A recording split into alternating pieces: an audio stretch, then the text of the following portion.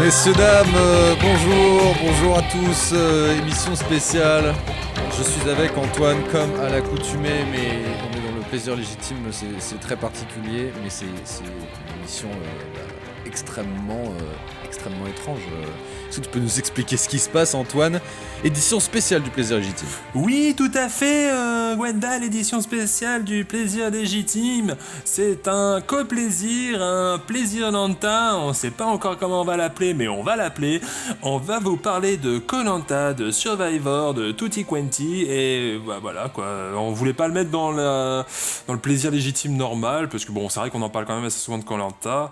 Et on n'a pas envie tout le temps de polluer, de redire la même chose pour ceux qui ne suivent pas, alors que pour ceux qui suivent, pour ceux qui sont intéressés, bah vous pouvez venir ici, vous venez avec nous, et puis vous écoutez un petit peu, là, pendant 10, 15, 20, 30 minutes, on sait pas combien de temps ça va durer, combien de temps ça va nous prendre, combien de temps on va kiffer avec vous, pour cracher sur la gueule des mauvais candidats et applaudir les bons stratèges. Tout à fait, applaudir les bons stratèges. Petite organisation de l'émission, comment ça va se passer? C'est simple, ça va se passer en deux parties. Première partie, nous allons résumer rapidement ce qui s'est passé dans l'épisode d'avant. Logiquement, cet épisode va sortir entre l'épisode qui vient de sortir ce vendredi et après, on espère, mais évidemment, sinon il n'y a aucun intérêt.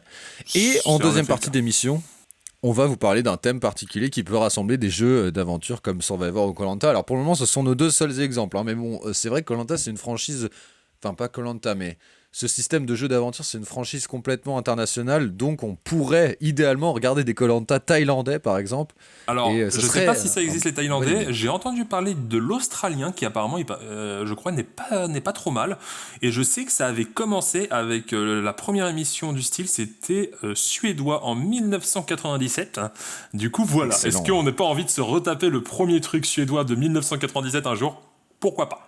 Pourquoi pas en parler et pourquoi pas vous donner envie d'écouter. C'est parti, première partie d'émission. Qu'est-ce qui s'est passé dans ce dernier épisode qui est l'avant-dernier? Ouais, non, c'est avant-dernier. Ouais, parce qu'en fait la finale il la recoupe en deux. Encore. Alors, yes, d'accord, trop super, bien, yes. Sûr. Du coup on va avoir un épisode avec l'orientation et un épisode avec la finale sur les poteaux et 1h30 possiblement de direct en studio avec beaucoup, à mon avis, beaucoup de moments sur Bertrand Camel. Ça va pas être très fun. Particulier. Ouais, ça va être particulier quand même, ça va être spécial. Clairement. C'est normal, mais c'est vrai que ça va être spécial quand même.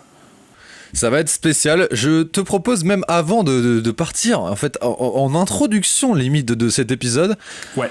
Il se trouve que Koh-Lanta cette année a commencé le 28 août 2020. Donc oui, 28 août, cette dernière saison a commencé le 28 août 2020.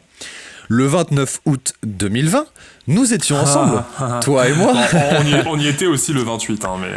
On y était aussi le 28, en effet, mais le 29 août, nous étions ensemble, et nous nous sommes dit, dis donc, est-ce que ce serait pas le moment, en tant que bon fan hardcore de l'émission d'aventure présentée par ce bon Denis, que dis-je, cet excellent dieu Diony Brognard, de faire nos paris sur ce qui va se passer pendant cette saison. Alors, on a fait deux types de paris.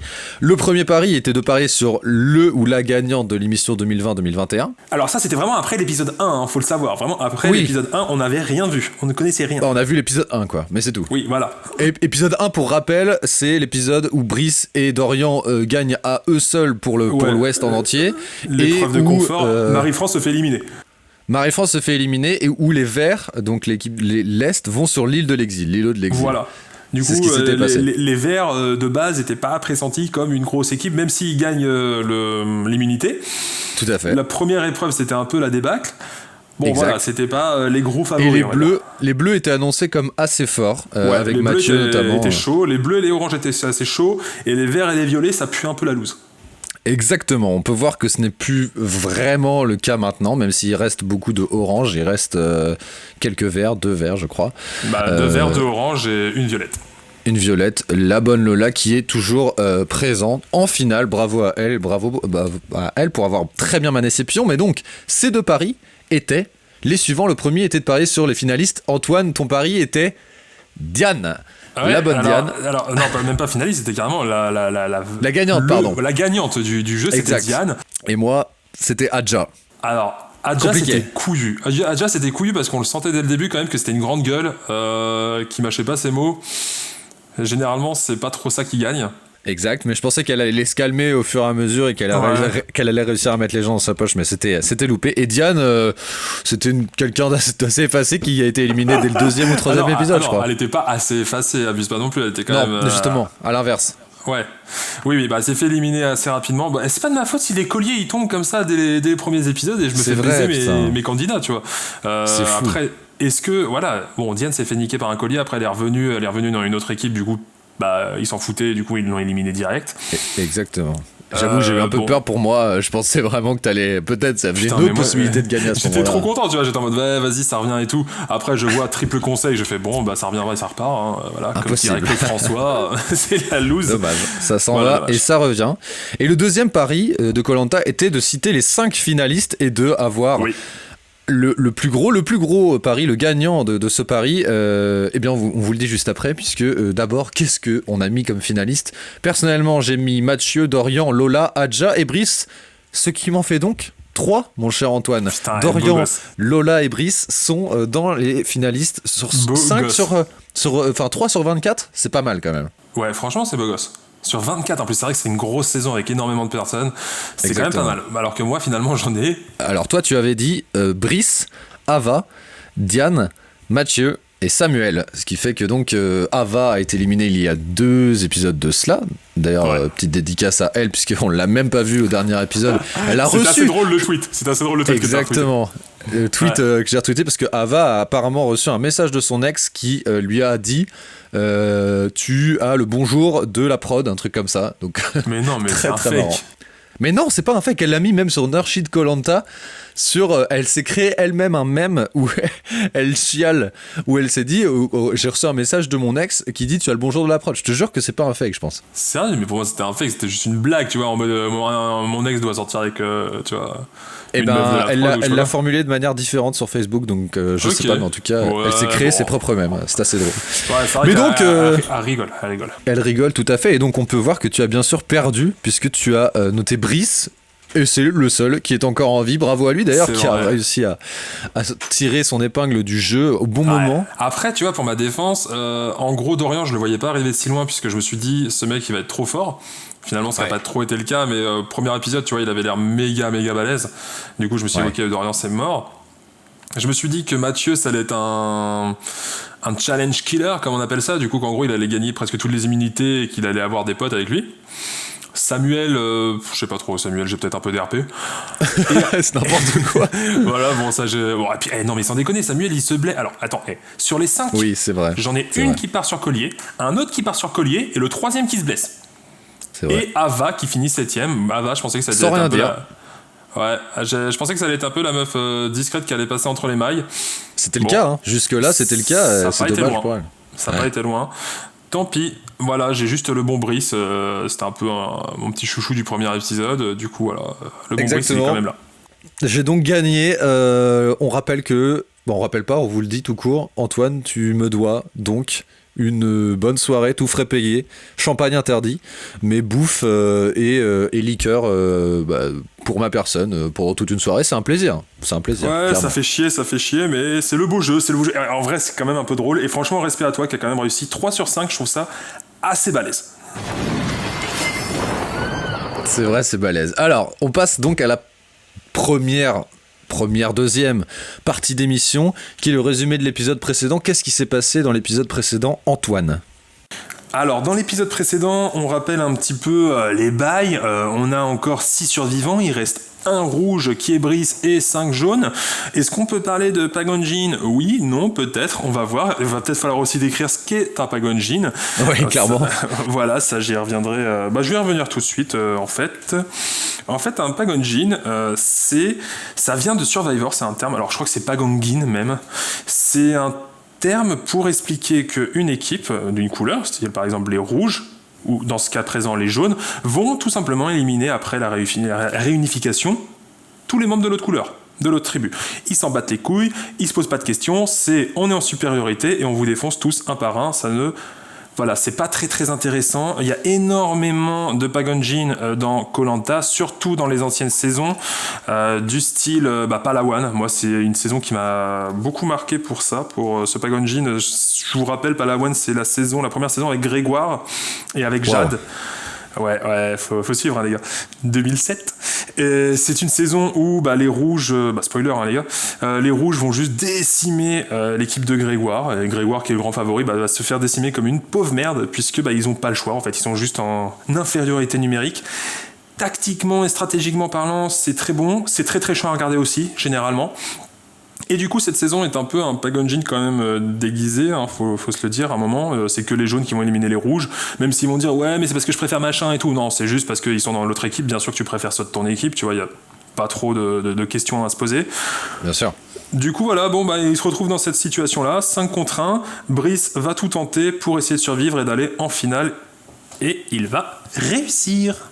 Il va réussir d'une main de maître. Alors, il va réussir notamment parce qu'il a réussi à éveiller les esprits de ses compagnons d'aventure, que sont notamment le bon Dorian et le bon Loïc. Un peu, les mecs se sont dit, on se réveille, on est 3 gars contre 3 filles. Et Enfin, mon Dieu, c'était chiant. Il était temps pour eux d'arrêter de subir cette main mise sur le jeu de la part de Lola et Angélique. Angélique qui n'a rien fait, mais Lola qui maniait ses cartes, mais qui était un peu trop dans un conte de fées, un fairy tale of koh-lanta.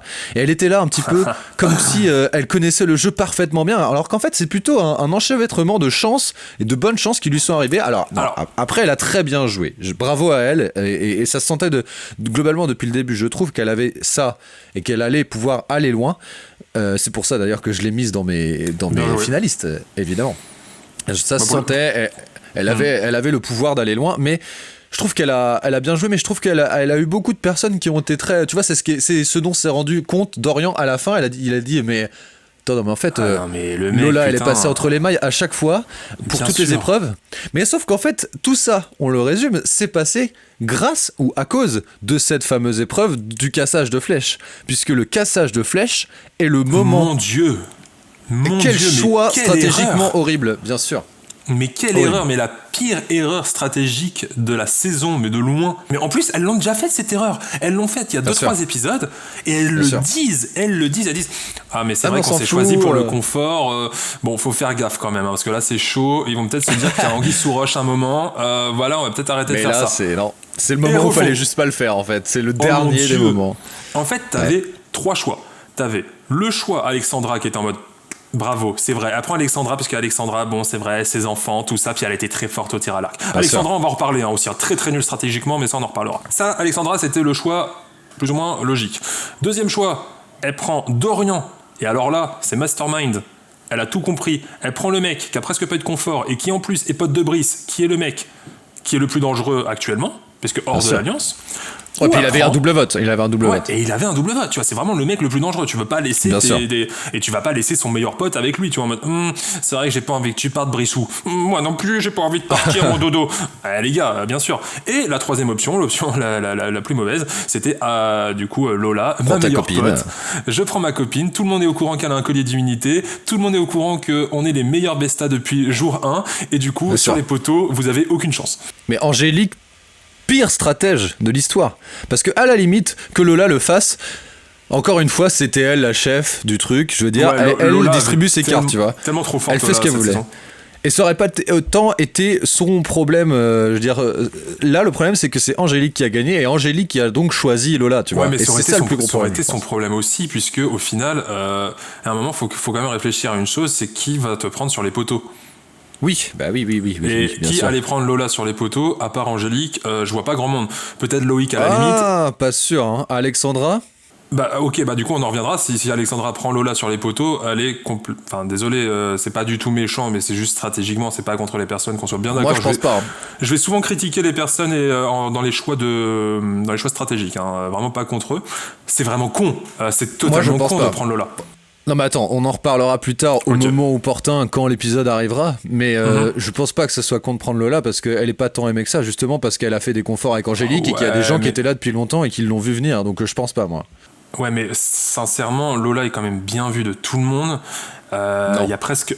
Elle Pas est pas d'accord. vue, elle est pas bien vue de Elle est qui, bien vue Brice de la prod, elle est bien vue de la prod, et du coup on le voit bien, elle est bien faite, machin, elle rigole, mais non, je suis pas d'accord, elle est pas bien vue de certaines personnes qui l'ont éliminée et qu'on fait la puissante par rapport à elle. Et Alix et tout, tu crois qu'elles aiment bien Lola? Je pense Ouais. pas, non. Je pense que Alix la respecte en tant que joueuse et que sportive, sincèrement, et je Bah, pense contre aussi qu'il y a... Alexandra, non. Clairement, Alexandra, elle est aimée de tous, tout le monde l'adore, tout le monde voulait l'avoir dans son équipe, c'est clairement Alexandra qui peut passer. Oui, mais sauf qu'Alexandra n'est pas aimée des Verts. Ouais, c'est pas faux. Elle est pas aimée Et les Verts sont allés loin. de Laurent, elle est pas aimée. Il y a peut-être juste Becca, tu vois, qui pourrait à la limite voter pour elle, et encore. Elle est pas aimée de Hadja, elle est pas aimée de Joaquina.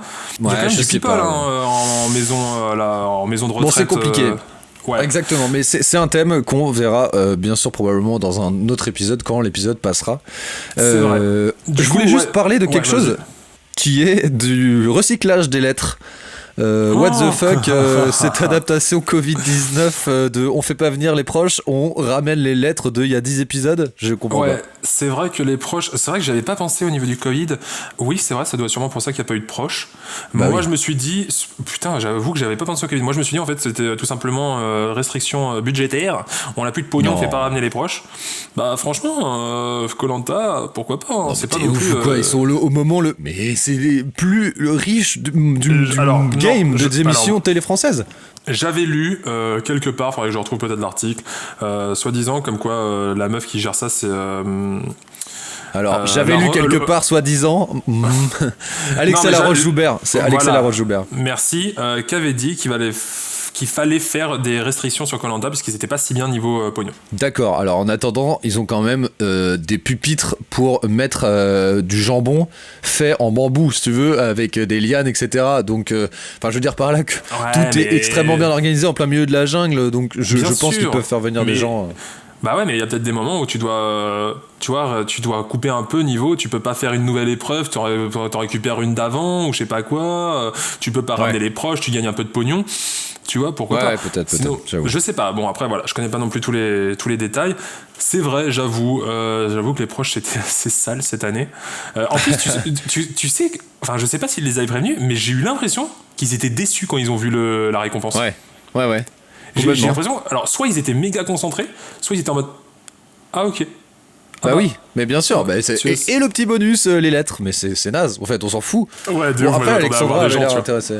Bien sûr, en plus, c'est vraiment pour moi le meilleur moment de Koh-Lanta, c'est le moment où il casse les flèches devant les gens et qu'il y a les épouses qui doivent rentrer en France après s'être tapé 20 heures d'avion. Ça, alors, c'est le moment des proches, j'avoue que ça me fait chier. Le moment où tu dois faire un choix, que ce soit avec des sacs ou les flèches ou quoi que ce soit, ça c'est drôle. Après.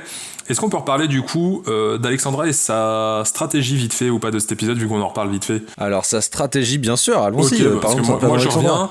Alexandra donc s'est entraînée pendant 1 an à faire du tir à l'arc. Elle est méga chaude. Non, mais bien sûr. Mais ça c'est tout le monde qui pense pas plus loin que le bout de son nez bien sûr. C'est incroyable de pas aller. La meuf elle le dit devant la caméra, elle fait je vais peut-être pas leur dire que je suis forte en tir à l'arc. Elle s'entraîne devant eux, elle met que des perfects limites. T'es en mode. C'est n'importe quoi. Mais meuf, fais exprès de viser à côté, justement, entraîne-toi à viser à côté, tu vois, entraîne-toi à viser dans le petit coin à droite, j'en sais rien, mais ne vise pas en plein milieu, c'est what the fuck. Et du coup, après, elle arrive, elle gagne tout, parce que déjà aussi, ça c'est pas non plus la meilleure des idées de gagner tout dès le début, mais pourquoi pas. Et la meuf, elle laisse vivante Lola, mais j'avais envie de lui dire, mais tant mieux que tu sois pas prise pour le confort. Tu laisses vivant Lola qui a eu tous les conforts et qui en plus était la deuxième meilleure au tir à l'arc apparemment. Ce n'est pas possible de faire des erreurs de ce style. Personnellement, moi j'étais fou devant mon écran, j'étais en mode mais c'est pas possible, putain, mais élimine Lola. C'est Lola une qui très élimine grosse après, erreur, c'était vraiment... voilà, oui, non mais oui, mérité. Alexandra a très mal joué, mais au final, en fait, c'est pour le bon plaisir de voir Angélique partir. Pardon, je n'ai rien contre la personne en soi, j'ai tout contre la joueuse en elle-même et j'ai pas tellement apprécié le personnage d'Angélique dans Koh-Lanta. J'ai pas spécialement grand chose contre la joueuse, hein. Personnellement, elle a joué ses cartes. Hein. Elle était pas très forte physiquement, elle a eu des bonnes alliances, elle a juste mal joué la fin de son alliance, mais elle aurait pu se faire carry de A à Z par Lola. Et c'était tant mieux pour elle. Oui, du coup, elle a bien joué dans ce sens-là, mais je sais pas, je trouvais qu'elle avait un certain air, d'une manière de jouer, en omettant une bonne partie de la population des aventuriers. Et ça m'a un peu on voit pas laissé... tout non plus, tu vois. Je pense que mais ça c'est sûr. Mais ça c'est sûr. C'est comme Ava, je veux dire, quand elle s'est étonnée de ne pas passer à l'écran. ça veut quand même dire qu'elle avait quand même fait des interviews, elle avait quand même fait des trucs, Bien et au sûr, final, c'est bien complètement sûr. coupé, tu vois. Et l'angle qu'a pris koh cette année, c'est beaucoup autour de cette stratosphère Lola Angélique qui. Ouais. Et Lola Angélique et les sbires, tu vois. C'est un peu Charlie, c'est drôle de dame, Lola Ouais. et ses drôles d'aventuriers, tu vois. Mais je pense qu'on en reparlera peut-être à la fin de la saison, on fera peut-être un récap, etc. Mais je voudrais reparler un peu de cette ambiance de cette saison, ce qui nous a plu, ce qui nous a pas plu, mais ce côté bisounours. De Ouais, cette très, saison qui moi très, très, très. ne m'amuse pas des masses en fait, et on en reparlera, mais voilà, Oui, moi aussi, c'est un côté, peu ouais. trop gentil. C'est un peu trop gentil. J'avoue Clairement qu'on trop a, gentil. on a un peu envie de voir. Alors, bon, ça reste des êtres humains et on n'est pas dans la fiction. Donc, c'est vrai qu'ils s'ils peuvent être sympas entre eux, c'est plutôt cool et qu'il n'y ait pas trop de discrimination. Mais on est quand même à la télé et on regarde une émission, donc on a envie de voir un truc un petit peu. Et bah comme dans Survivor en fait où les gens Oui, se mettent dessus pour tout et mais en n'importe plus, quoi et c'est dans sont marrants, Survivor, ils se mettent dessus. Là, on a un peu l'impression qu'on est en train de regarder les anges, mais pas tant que ça. Ils peuvent être Non, non, gentils, non. mais Ouais. juste stratégiquement des fils de pute. En mode stratégiquement, ils vont tout donner, ils vont tout lancer, ils vont dire mais j'ai aucune pitié à t'éliminer puisque moi je veux gagner. Et c'est ça. En fait, moi, je suis pas là en mode clashez-vous. Elle a dit que ta mère c'était une connasse. Non, je suis là juste en mode. Franchement, allez-y à fond. Arrêtez d'être en mode. Oh, mais en fait, je sais pas pour qui je vais voter. Putain, c'est comme quand ils étaient même pas d'accord alors qu'ils étaient en binôme, ils savaient même pas pour qui ils allaient voter ensemble. Putain, mais stratégiquement, c'est catastrophique. Ce qui nous amène justement à notre petit débat de fin d'émission qui est autour de l'argent dans koh dans Survivor. Le système de l'argent, des cash prices, you know, when you win, pardon, excusez-moi, je m'emporte un petit peu, quand tu gagnes l'émission, Tellement polyglotte. quand tu gagnes l'émission de koh tu gagnes 100 000 euros. Il faut bien savoir que Cuando ganas la emisión de Koh-Lanta, ganas 100.000 euros. when you win the Koh-Lanta show, TV show, you win like 1 million. Eh ben non, pas du tout, c'était Survivor, bien sûr. Avec Survivor, vous gagnez 1 million d'euros. C'est là toute la différence. De dollars. 1 million de dollars, exactement, de dollars américains. Et donc c'est là toute la différence en fait.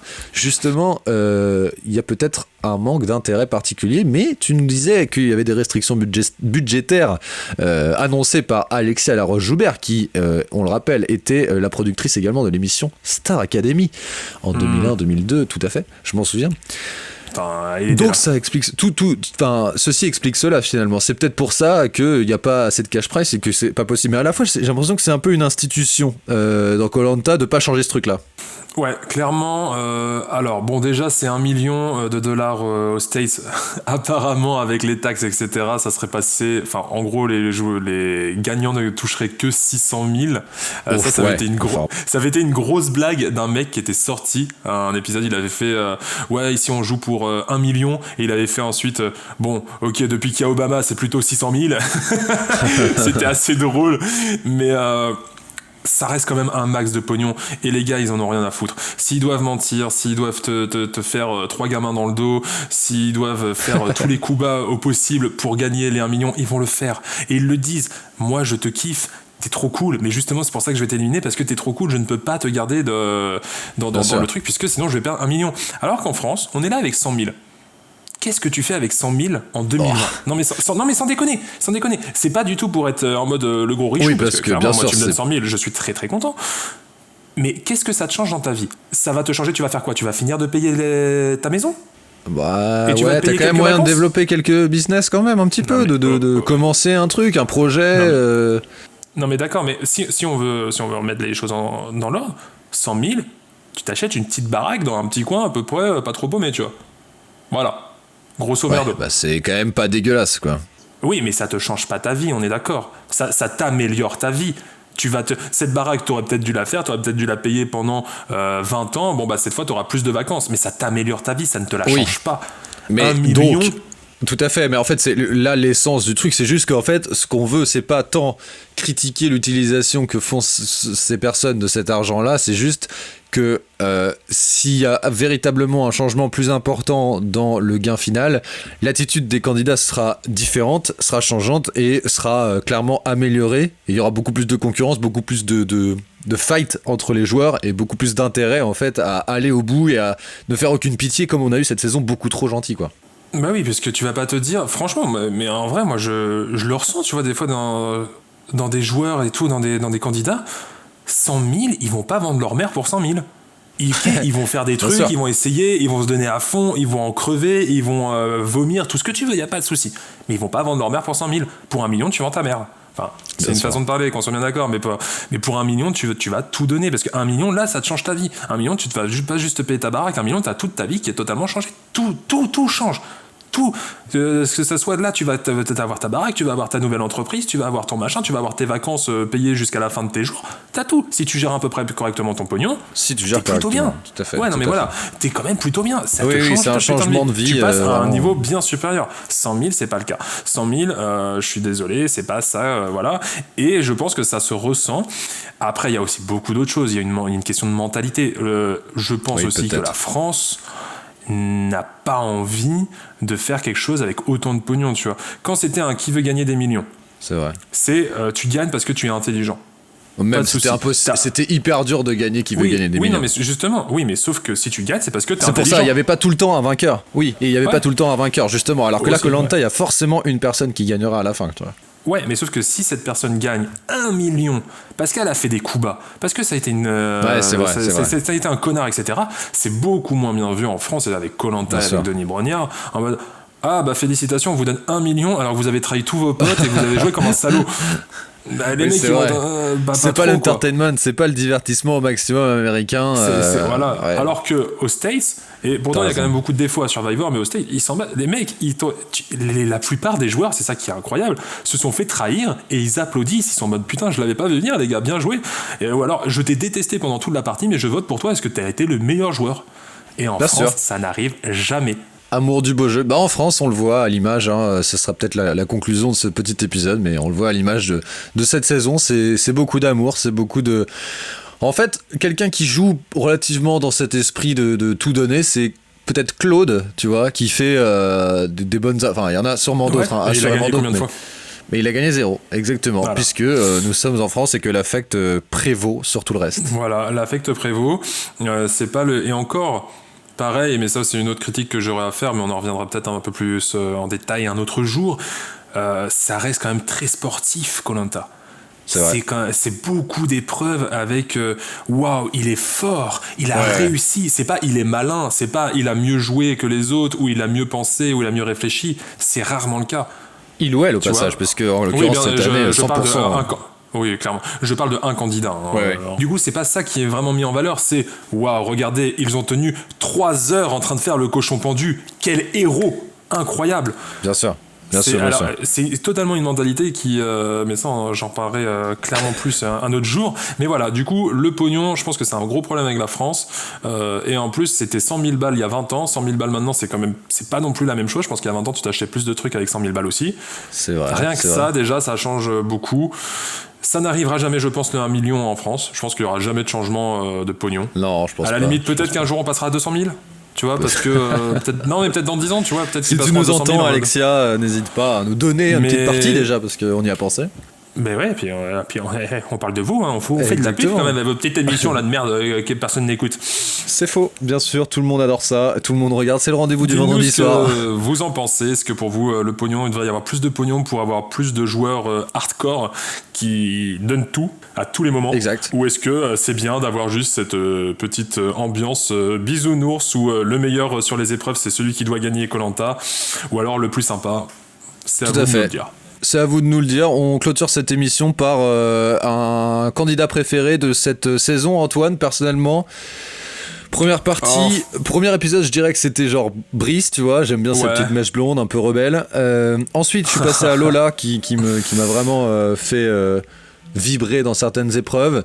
Mais je pense que finalement, je dirais la sympathie de Loïc prévaut sur tous ces gens-là. Et pour moi, Loïc c'est le chouchou, c'est vrai. Moi, candidat préféré, j'en sais rien, sincèrement. Je dirais peut-être Brice, même si des fois il peut être un peu... Ouais. Et puis ça reste quand même cette ambiance bisounours. Clairement, la meilleure joueuse, ça a été Lola, de très loin. Mais Brice, bon, ça reste sympathique. Il a fait un peu de stratégie. Des fois, il s'est un peu foiré. Voilà, je pense que Brice, c'est un peu la description de cette saison. Ça essaye des trucs, ça y arrive pas tout le temps, c'est sympa. Voilà. Clairement, c'est sympa. Écoutez, n'hésitez pas à nous dire si vous avez aimé ce petit moment, petit aparté spécial Koh-Lanta Survivor, jeu d'aventure extraordinaire que le monde adore. Nous, Voilà. si vous aimez ça, on va probablement recommencer puisque c'est un moment de plaisir où on n'a pas trop envie de rajouter du montage, mais juste on parle et on vous expose. Non, voilà, juste qu'on un fait. peu de débat, un peu de discussion, calme, tranquille, comme ça, on avait Tout envie à d'en fait. parler. Et puis voilà, c'est un petit bonus, j'espère que ça vous fera plaisir. Et puis on reviendra, puisqu'il y aura des nouveaux épisodes et des nouvelles saisons et des nouveaux sujets, plein de sujets à parler. Exactement. Ciao à tous, gros bisous et à bientôt sur Plaisir Légitime. Bisous.